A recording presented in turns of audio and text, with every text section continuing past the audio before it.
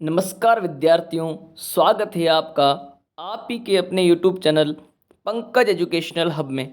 दोस्तों, आज हम अध्ययन करने वाले हैं प्रारंभिक शिक्षा पूर्णता प्रमाण पत्र परीक्षा 2021-22 में गणित का मॉडल पेपर हम हल करने जा रहे हैं। आपका समय रहने वाला है 2 घंटे 30 मिनट और दोस्तों पूर्णांक आपके रहने वाले हैं 80 अंक। तो ध्यान देना है, निर्देश आपके सामने दिए हुए हैं कि सभी प्रश्न करने अनिवार्य हैं और प्रत्येक प्रश्न के अंक उसके सामने अंकित हैं। तो बिना आपका टाइम वेस्ट किए ले लेते हैं अपना प्रश्न नंबर 1। देखते हैं दोस्तों, प्रश्न संख्या फर्स्ट क्या दिया हुआ है, A/B का योज्य प्रतिलोम होगा। दोस्तों सबसे पहले योज्य प्रतिलोम का हम अर्थ समझ लेते हैं कि योज्य प्रतिलोम क्या होता है। दोस्तों, जिन दो संख्याओं को जोड़ने पर 0 प्राप्त होता है तो वो एक दूसरे की क्या होती है, योज्य प्रतिलोम होती है। उदाहरण के लिए लेते हैं कि 5 का योज्य प्रतिलोम कौन होता है, तो 5 का योज्य प्रतिलोम होता है -5, क्योंकि इन दोनों को जोड़ने पर क्या प्राप्त होता है, 0। उसी तरह A/B का योज्य प्रतिलोम होगा -A/B, क्योंकि A/B और -A/B को जोड़ने पर 0 प्राप्त होता है, इसलिए यहाँ पर हमारा ऑप्शन नंबर बी राइट हो जाएगा। इसी क्रम में दोस्तों देख लेते हैं क्वेश्चन नंबर दूसरा क्या दे रखा है कि 3x बराबर 21। तो ध्यान रखना, 3x बराबर में आपको 21 दिया हुआ है, 3x बराबर में 21 दिया हुआ है। तो x बराबर ये यहाँ पर गुणा में और पक्षांतरण करेंगे तो चला जाएगा भाग में, तो 7 या 21, तो x इज इक्वल आ जाएगा 7। तो यहाँ पर हमारा ऑप्शन नंबर ए राइट हो जाएगा। दोस्तों इसी तरह क्रम में लेते हैं प्रश्न नंबर 3। रेखिक समीकरण में चर की अधिकतम घात होती है। दोस्तों रेखिक समीकरण की डेफिनेशन यही है कि जिसकी घात अधिकतम घात 1 होती है उसे आप रेखिक समीकरण बोलते हो। तो जिसमें चर की अधिकतम घात 1 होती है तो उसे रेखिक समीकरण बोलते हैं, और जिसमें कर की अधिकतम घात 2 होती है तो हम उसे द्विघाती समीकरण बोलते हैं। हमारा प्रश्न था कि रेखिक समीकरण में चर की घात कितनी होती है, तो हमारे चर की घात होती है यहाँ पर 1, तो ऑप्शन नंबर हो जाएगा बी राइट। इसी तरह प्रश्न नंबर ले लेते हैं चौथा। तो दोस्तों देखते हैं प्रश्न नंबर चौथा क्या दिया हुआ है, चतुर्भुज के आमने सामने के बिंदुओं को मिलाने वाली रेखा को क्या कहते हैं। तो चतुर्भुज मान लो ये चतुर्भुज है, इसके आमने सामने के बिंदुओं को मिलाने वाली ये रेखा क्या कहलाती है। तो दोस्तों इन्हें बोलते हैं विकर्ण, डायगोनल्स, विकर्ण इनको बोला जाता है, विकर्ण। तो यहाँ पर विकर्ण वाला ऑप्शन हमारे कौन सा है, ऑप्शन नंबर ए। यहाँ पर हमारा ऑप्शन नंबर ए राइट हो जाएगा। इसी क्रम में दोस्तों ले लेते हैं प्रश्न नंबर 5। देखेंगे कि प्रश्न नंबर 5 क्या दिया हुआ है कि समांतर चतुर्भुज की भुजाएं होती है। तो समांतर चतुर्भुज की भुजाएं होती है दोस्तों बराबर। तो यहाँ पर हमारा ऑप्शन नंबर डी राइट हो जाएगा। निम्न में से पूर्ण वर्ग संख्या नहीं है।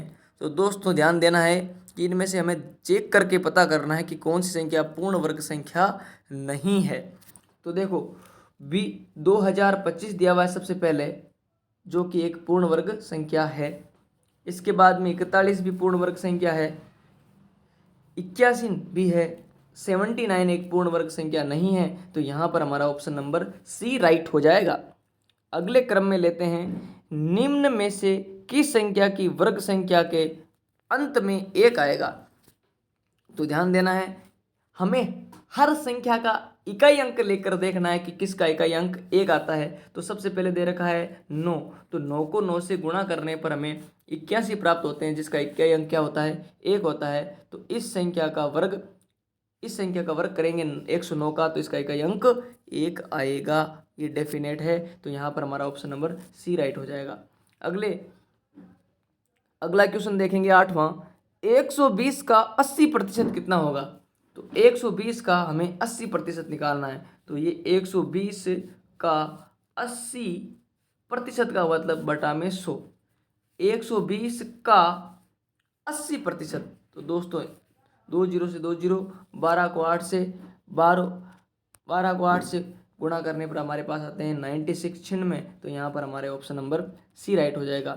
इसी क्रम में दोस्तों ले लेते हैं हमारा क्वेश्चन नंबर, देखेंगे 9वां क्वेश्चन, त्रिभुज के तीनों कोणों का योग कितना होता है। दोस्तों त्रिभुज के तीनों कोणों का योग हमारे पास 180 डिग्री होता है। त्रिभुज के तीनों कोणों का योग कितना होता है हमारे पास, 180 डिग्री होता है। इसके बाद क्वेश्चन नंबर दे रखा है 10वां, मूल बिंदु के निर्देशांक होते हैं। तो मूल बिंदु के निर्देशांक होते हैं 0 0। तो यहाँ पर हमारा ऑप्शन नंबर हो जाएगा सी राइट। देखेंगे क्वेश्चन नंबर 11वां, 6xy और 4x² का गुणनफल। हमें 6xy और 4x² को गुणा करवाना है। तो 6xy को हम गुणा करवाएंगे 4x² को। तो दोस्तों चरों से गुणा होते हैं, अचरों से गुणा होते हैं। तो सबसे पहले अचरों को गुणा कराते हैं। तो 6 को 4 से गुणा करने पर हमारे पास आएंगे 24। फिर यहाँ पर देखो, यहाँ पे x 2 बार 1 बार है और यहाँ पर x कितनी बार है, 2 बार। गुणा में घातें जुड़ती है तो x की पावर कितनी हो जाएगी, 3, और y यहाँ पर 1 ही रहेगा। तो 24x³ y इसका राइट ऑप्शन हो जाएगा। तो 24x³ y कहाँ पर दे रखा है, ऑप्शन नंबर ए में। तो यहाँ पर हमारे पास ऑप्शन नंबर ए राइट हो जाएगा। इसी तरह देखेंगे दोस्तों क्वेश्चन नंबर 12वां क्या दे रखा है, 5 गुणा 5/6 गुणा 5/6, ये 4 बार आपको दे रखा है। तो हम ऐसे कह सकते हैं कि 5/6 की पावर 4। तो ऐसा ऑप्शन कौन सा है, बी। तो यहाँ पर 12वें क्वेश्चन में हमारे ऑप्शन नंबर बी राइट हो जाएगा। दोस्तों इसी क्रम में लेते हैं क्वेश्चन नंबर 13वां। क्वेश्चन नंबर 13वां क्या दे रखा है दोस्तों, ध्यान देंगे कि यहाँ दे रखा है a माइनस बी का होल स्क्वायर क्या होता है। तो दोस्तों a माइनस बी का होल स्क्वायर होता है हमारे पास a² minus 2ab plus b²। यहाँ पर अगर दोस्तों ऐसे दिया होता a प्लस बी का होल स्क्वायर क्या होगा, तो यहाँ पर जहाँ पर माइनस चिन्ह है यहाँ पर वहाँ प्लस का चिन्ह आ जाएगा। तो दो प्रकार से इसको समझते हैं कि अगर माइनस में दिया हुआ a माइनस बी का होल स्क्वायर हमारे पास होता है a² minus 2ab plus b²। और अगर a प्लस बी का होल स्क्वायर पूछे तो a² और यहाँ पर माइनस 2ab की जगह हो जाएगा प्लस 2ab और प्लस b²। अगला क्वेश्चन देखेंगे, 2 अंकों की संख्या ab को लिख सकते हैं। 2 अंकों की संख्या ab को क्या लिख सकते हैं, तो ध्यान देना है। 2 अंकों की संख्या ab को हम लिख सकते हैं अपने, ध्यान देना, थोड़ा समझेंगे इस बात को कि 2 अंकों की संख्या है तो इसमें डेफिनेट होगा कि एक संख्या होगी वो इकाई अंक होगी, तो दूसरी संख्या दहाई अंक होगी। इकाई व दहाई के अंकों से बनी संख्या को समझने के लिए हम इस प्रकार से समझेंगे कि जो पहली संख्या होगी हम उनको मान लेते हैं कि माना एक संख्या हमारे पास होगी इकाई संख्या, एक इकाई अंक होगा, इकाई अंक प्लस 10 गुणा दहाई अंक, 10 गुणा दहाई अंक। ये इकाई और दहाई के अंकों की संख्या का फॉर्मूला समझो। माना इकाई अंक हमारे पास a है प्लस दहाई का अंक हमारे पास b है, तो यहाँ पर हो जाएगा 10b प्लस a, और 10b प्लस a वाला ऑप्शन हमारे पास है c। तो यहाँ पर ऑप्शन नंबर c राइट हो जाएगा। इसी क्रम में दोस्तों क्वेश्चन नंबर दे रखा है आपको 15/16 XYZ में XYZ का गुणांक कौन है। तो दोस्तों यहाँ पर 15/16 x गुणांक क्या होते हैं, ध्यान देंगे कि 15/16 XYZ, ये XYZ के गुणा में यहाँ पर कौन है कि यहाँ पर 15/16 है। तो यहाँ पर 15/16 क्या हो गया, XYZ का गुणांक हो गया। तो यहाँ पर हमारे पास ऑप्शन नंबर बी राइट हो जाएगा। इसी क्रम में दोस्तों ले लेते हैं प्रश्न नंबर दूसरा, और प्रश्न नंबर दूसरा आपके सामने क्या दे रखा है, रिक्त स्थानों की पूर्ति कीजिए। रिक्त स्थानों की पूर्ति कीजिए। समीकरणों में सदैव रिक्त स्थान का चिन्ह प्रयुक्त होता है। तो समीकरणों में हमेशा बराबर का चिन्ह प्रयुक्त होता है। वर्ग संख्याओं के अंत में शून्यों की संख्या, केवल शून्यों की संख्या, केवल खाली जगह होती है। तो वर्ग संख्याओं में शून्यों की संख्या हमेशा सम होती है। सम यानी या तो शून्य 0 2 होने चाहिए, या 4 होने चाहिए, या 6 होने। विषम अगर 3 शून्य होंगे तो वो एक पूर्ण वर्ग संख्या नहीं होगी। 5 शून्य होंगे तो भी वो पूर्ण वर्ग संख्या नहीं होगी। यानी कि शून्यों की संख्या कैसी होनी चाहिए, सम होनी चाहिए। ब्याज का संयोजन, ब्याज का संयोजन, ब्याज का संयोजन डैश होने पर ब्याज की दर आधी हो जाती है। दोस्तों समझेंगे कि किस प्रकार इस प्रश्न को करना है। तो ब्याज का संयोजन, अपने पास ब्याज का संयोजन अगर हम अर्धवार्षिक करेंगे, ब्याज का संयोजन अगर अर्धवार्षिक करेंगे तो ब्याज दर क्या हो जाएगी, आधी। तो अपने प्रश्न नंबर 3 का उत्तर हो जाएगा ब्याज का संयोजन अर्धवार्षिक होने पर, ब्याज का संयोजन अर्धवार्षिक होने पर। तो यहाँ पर ऑप्शन में भर देंगे अर्धवार्षिक। तो ब्याज का संयोजन अर्धवार्षिक होने पर, अर्धवार्षिक, अगर ब्याज का संयोजन अर्धवार्षिक होता है तो इसका क्या मतलब है, ब्याज दर क्या हो जाएगी, आधी। इसी क्रम में लेते हैं क्वेश्चन नंबर दूसरे का चौथा। 2/8 x की घात 4 में x की घात 4 का गुणांक है। तो जो गुणा में उसे क्या बोलते हैं, गुणांक बोलते हैं। तो यहाँ पर 2/8 x की घात 4 में गुणांक कौन है, यह 2/8 है। तो यहाँ रिक्त स्थान में 2/8 आ जाएगा। इसी क्रम में दोस्तों क्वेश्चन नंबर दूसरे का पांचवा क्वेश्चन क्या कह रहा है, किसी संख्या में इकाई अंक 0 हो तो वह संख्या, अगर सिर्फ 0 को कह रहा है तो वह संख्या हमेशा 10 से विभाज्य होगी। यदि किसी संख्या इकाई अंक 0 हो तो वह किससे विभाज्य होती है, 10 से विभाज्य होती है। इसके बाद अपने दोस्तों क्वेश्चन नंबर आएगा, क्वेश्चन नंबर देखेंगे, क्वेश्चन नंबर तीसरा। 16 की घात -1 गुणा 5 की घात 3 बटे 2 की घात -4। जो संख्या बटा में है, जो संख्या बटा में है, अगर उसको ऊपर भेज दिया जाए तो उसकी घात प्लस में हो जाती है। और अगर कोई संख्या ऊपर है उसको बटा में भेज दिया जाए तो उसकी घात क्या हो जाती है, प्लस हो जाती है। तो एक बार हम क्या करेंगे, लिखा है हमारे पास 16 की घात -1 गुणा 5 की घात 3 बटे में 2 की घात दे रखी है -4।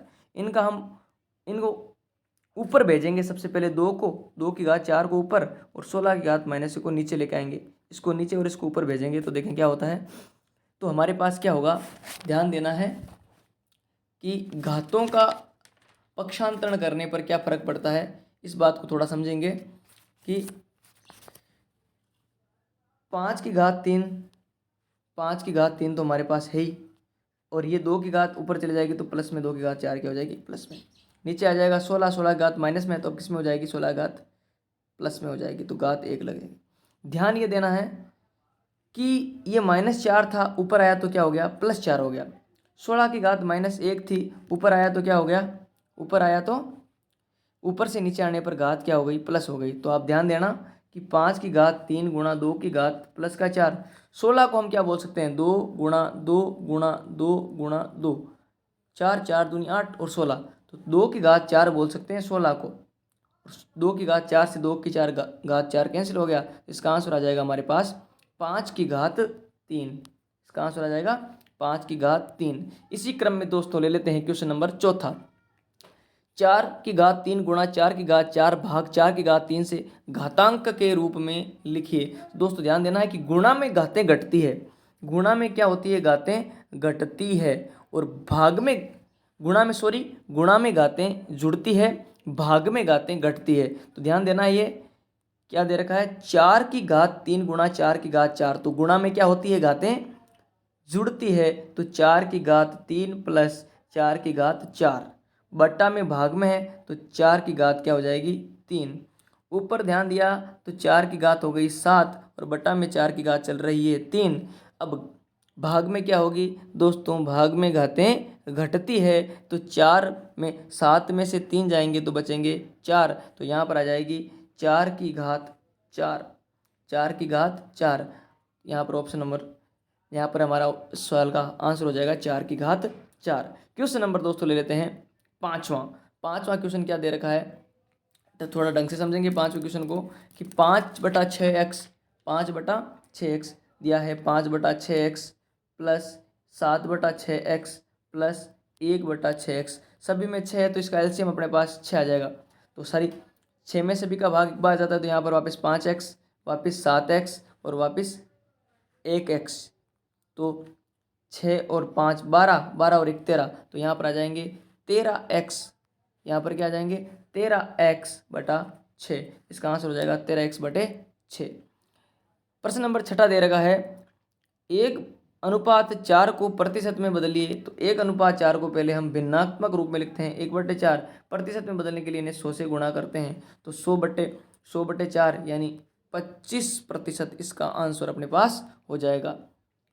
अगला क्वेश्चन लिख रखा है 8000 का घनमूल अभाज्य गुणनखंड विधि द्वारा ज्ञात कीजिए। हमें 8000 का क्या निकालना है दोस्तों, 8000 का हमें ज्ञात करना है घनमूल। तो 8000 का घनमूल ज्ञात करते हैं। ये लो 8000 का घनमूल। सबसे पहले देखो 8000 को 2 से डिवाइड किया तो हमारे पास आएंगे 4000। फिर 4000 को 2 से करेंगे तो 2000, 2000 को 2 से करेंगे तो 1000, फिर 500, फिर 500 को 2 से करेंगे, 500 को 2 से करेंगे तो 250, 250 को 200 करेंगे तो 125, 125। अब 125 को दोस्तों करना पड़ेगा 5 से, तो 125 को 5 से करेंगे तो आएंगे 25, और 25 को 5 से करेंगे तो आएगा 25 को 5 से करेंगे तो आएगा 5, और 5 में 5 का भाग जाता है एक बार। ध्यान दिया थोड़ा आपने, इसको समझ। हमें 8000 का घनमूल ज्ञात करना था, तो ध्यान देंगे थोड़ा सा कि यहाँ पर घनमूल में 3 के जोड़े बनते हैं। तो यहाँ पर 2 का एक, फिर 2 का दूसरा, फिर 5 का तीसरा, यानी 3 के समूह बन गए। एक आया हमारे पास आया 2, दूसरी बार भी 2, और तीसरी बार आया 3। तो यहाँ पर 2, यहाँ पर हमारे पास 2 गुणे 2 गुणे 5 यानी 4, 4 पंजे 20 इसका आंसर हो जाएगा। 8000 का घनमूल हमारे पास क्या होगा, 20। अगला क्वेश्चन 42 का वर्ग ज्ञात कीजिए। 42 का वर्ग ज्ञात कीजिए। तो 42 का वर्ग सीधा है, 42 को आपको 42 से गुणा करना है। तो 42 को 42 से गुणा करने पर कितने प्राप्त होते हैं, 42 को 42 से गुणा करने पर तो आएंगे, 42 को 42 से गुणा करने पर 1764। तो इसका आंसर हो जाएगा 1764। आयत की परिभाषा लिखिए। आयत की परिभाषा क्या होती है, आयत की परिभाषा ऐसी आकृति जिसकी आमने सामने की भुजा बराबर हो तथा प्रत्येक कोण 90 डिग्री का हो।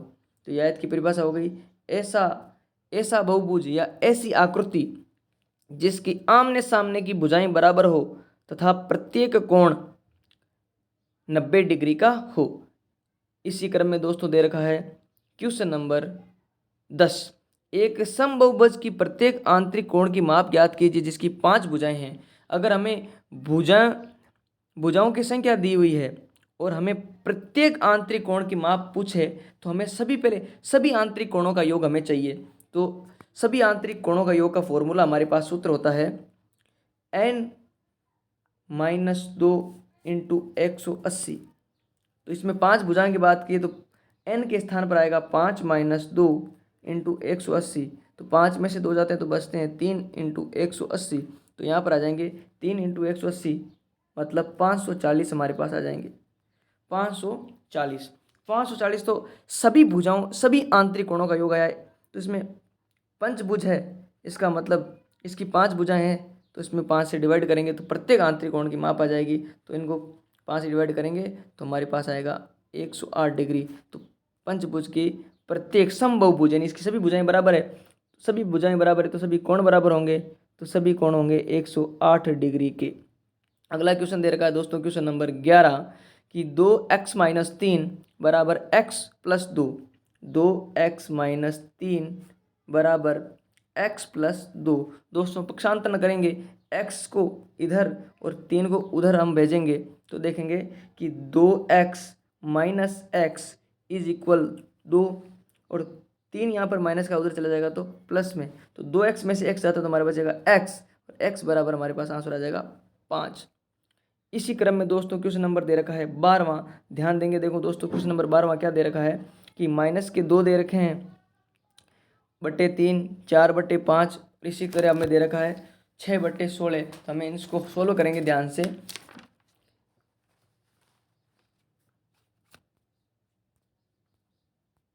बारहवां क्वेश्चन देखेंगे कि 2/3 गुणा 4/5 गुणा 6/16।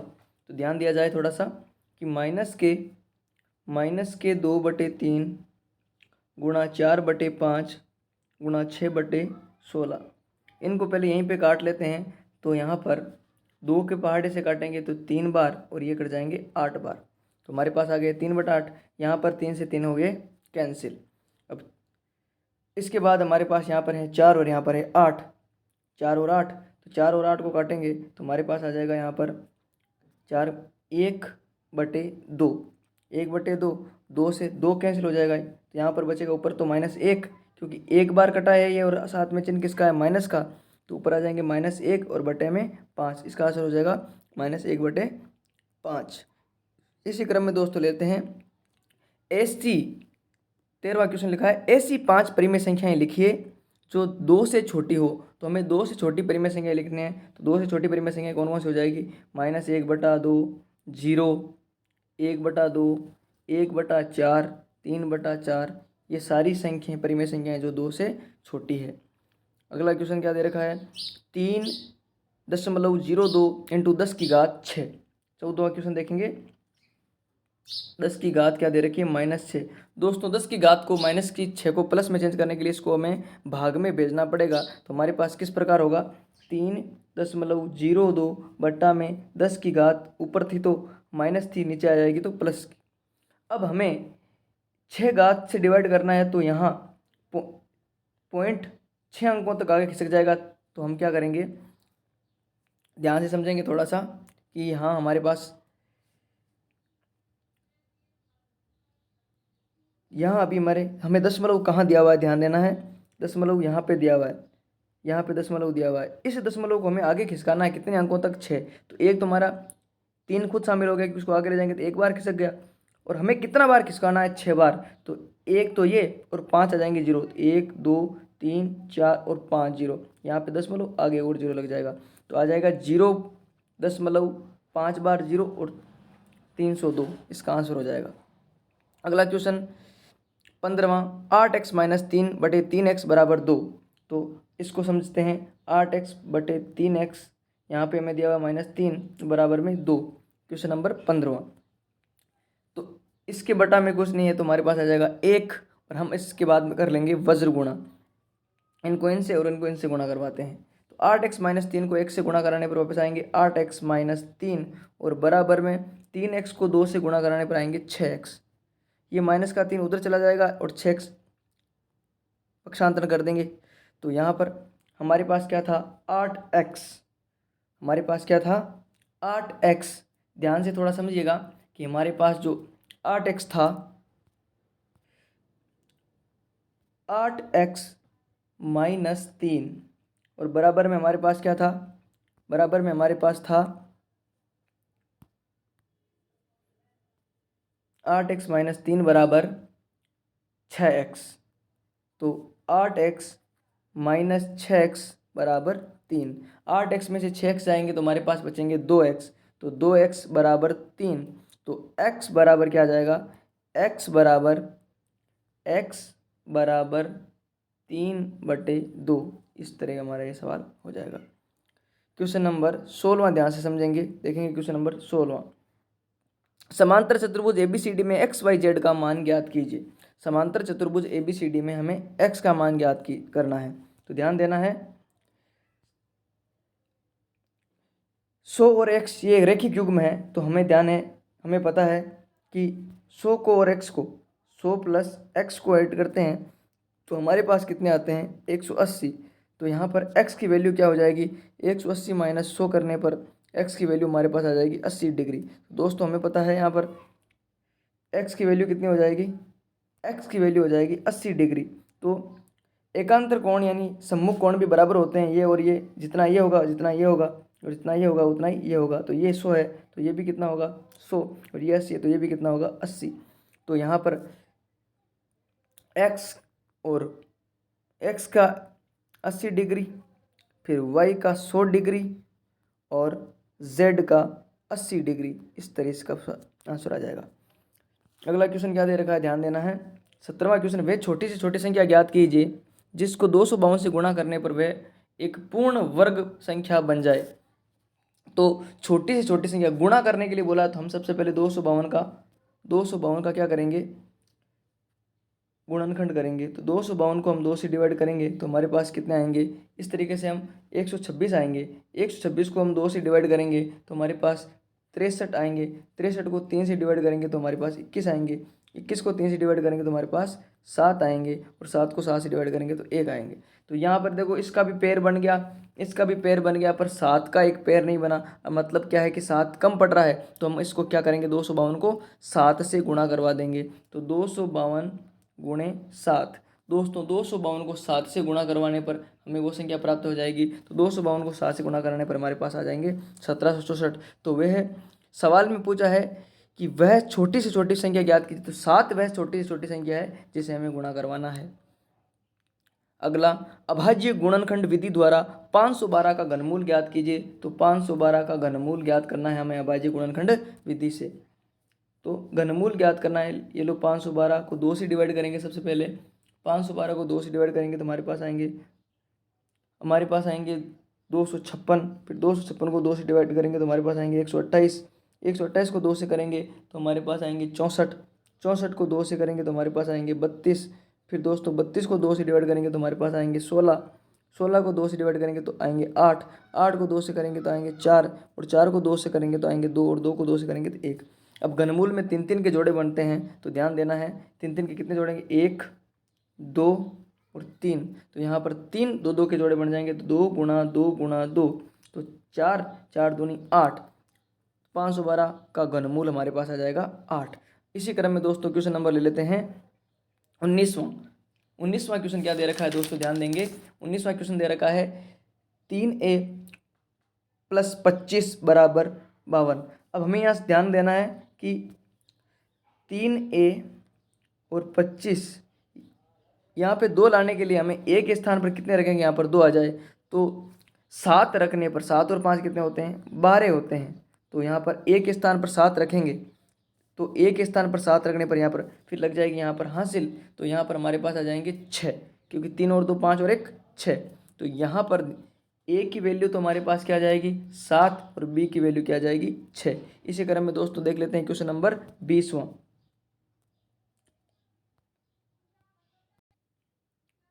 वीडियो को देखने के लिए आपका बहुत बहुत धन्यवाद। इसी तरह के वीडियो देखने के लिए चैनल पर बने रहें।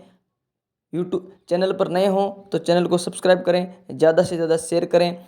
इसके अगले क्वेश्चन अगले पार्ट में आपके सामने आएंगे। बहुत बहुत धन्यवाद।